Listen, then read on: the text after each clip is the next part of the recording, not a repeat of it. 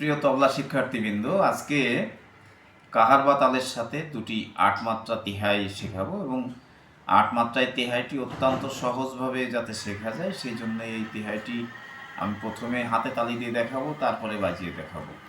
কাহার বা তালের সাথে ধা ধিন না ধিন না তিন না না তে টে।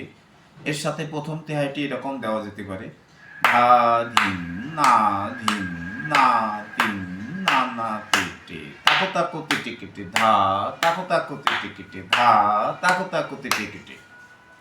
আরো একটি তেহাই: ধা ধিন না ধিন না তিন না না তে টে, ধা ধা তে কেটে ধা, ধা ধা তে কেটে ধা, ধা ধা তে কেটে। তো এবার ঠিক আছে, বাজিয়ে দেখাই।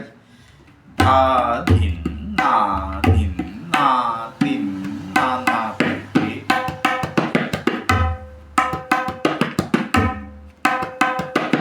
ধা ধিন না ধিন না তিন না না তে টে, ধা ধা তে কেটে ধা, ধা ধা তে কেটে ধা, ধা ধা তে কেটে ধা।